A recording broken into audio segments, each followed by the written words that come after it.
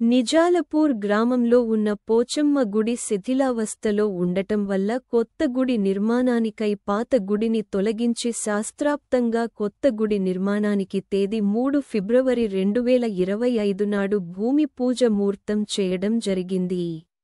యొక్క కార్యక్రమానికి శ్రీ వాగు మైసమ్మ మరియు పోచమ్మ గుడి కమిటీ సభ్యులు, గ్రామ పెద్దలు, గ్రామ యువకులు పాల్గొనడం జరిగింది.